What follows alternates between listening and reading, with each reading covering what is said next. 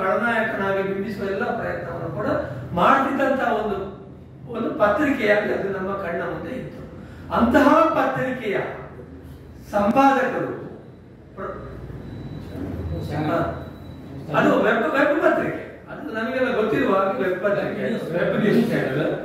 ಈ ನ್ಯೂಸ್ ಚಾನೆಲಿನ ಸಂಪಾದಕರಂತೆ ಶ್ಯಾಮ ಸುದರ್ಶನ ಭಟ್ ಹೊಸಮೂಲೆ ಅನ್ನುವಂತ ವ್ಯಕ್ತಿ.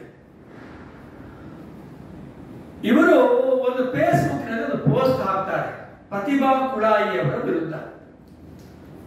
ಅವರು ಈ ಪೋಸ್ಟ್ ಹಾಕುವುದರ ಮೂಲಕ ಅವರ ಮನಸ್ಥಿತಿ ಎಷ್ಟು ಕೆಟ್ಟದ್ದು, ಅವರ ಮನಸ್ಥಿತಿ ಎಷ್ಟು ಹೇಸಿಗೆಯದ್ದು, ಮತ್ತು ಅವರು ಬಿಜೆಪಿಯನ್ನು ಮತ್ತು ಬಿಜೆಪಿಯ ಹಿತಾಸಕ್ತಿಗಳನ್ನು ರಕ್ಷಣೆ ಮಾಡುವುದಕ್ಕೆ ಯಾವ ಲೆವೆಲ್ಗೆ ಕೂಡ ತಾನು ಇಳಿಯಬಲ್ಲೆ ಅನ್ನುವಂತ ಒಂದು ಅವರ ವ್ಯಕ್ತಿತ್ವದ ಪರಿಚಯವನ್ನು ಅಲ್ಲಿ ಮಾಡಿಕೊಡ್ತಾರೆ. ಅವರು ಏನು ಬರೆದಿದ್ದಾರೆ ಅಂತ ನನಗೆ ಹೇಳಲಿಕ್ಕೆ ಅಸಹ್ಯ ಆಗ್ತದೆ.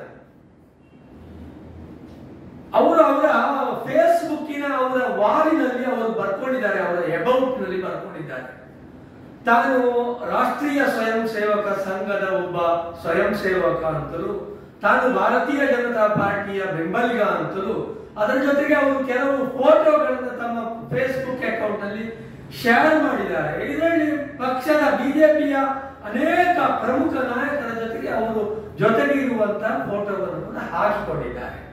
ಇಂತಹ ಒಬ್ಬ ವ್ಯಕ್ತಿ ಒಂದು ಜನಪರ ಹೋರಾಟ ನಡೆದಾಗ ಆ ಜನಪದ ಹೋರಾಟದಲ್ಲಿ ಭಾಗವಹಿಸಿದವರ ಬಗ್ಗೆ ಅವರು ಧನಾತ್ಮಕವಾದ ಪ್ರತಿಕ್ರಿಯೆಯನ್ನು ನಡೆಸಬೇಕಾಗಿತ್ತು, ನೀಡಬೇಕಾಗಿತ್ತು. ಅವರು ನಿಜವಾಗಿಯೂ ಒಬ್ಬ ಪತ್ರಕರ್ತ ಅಂತ ಹೇಳಿ, ಹೇಗೆ ಪ್ರತಿಪಕ್ಷಗಳು ಜನರ ಧ್ವನಿಯೋ ಪತ್ರಿಕೆಗಳು ಕೂಡ ಅದು ಜನರ ಧ್ವನಿ, ಜನರ ಭಾವನೆಗಳನ್ನು ಪ್ರತಿಬಿಂಬಿಸುವ, ಜನರ ನೋವನ್ನು ಪ್ರತಿಬಿಂಬಿಸುವ ಕೆಲಸವನ್ನು ಪತ್ರಿಕೆಗಳು ಮಾಡಬೇಕಾಗ್ತದೆ.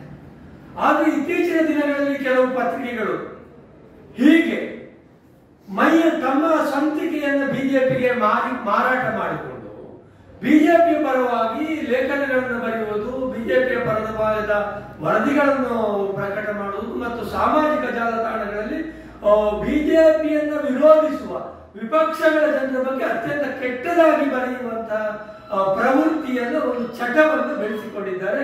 ಅದರ ಸಾಲಿಗೆ ಈ ಭಟ್ರು ಸೇರ್ತಾರೆ.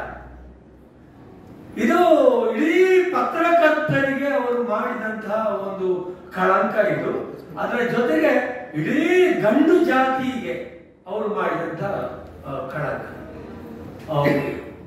ಹೆಣ್ಣು ಜಾತಿಗೆ ಹೇಗೂ ಕಳಂಕವೇ.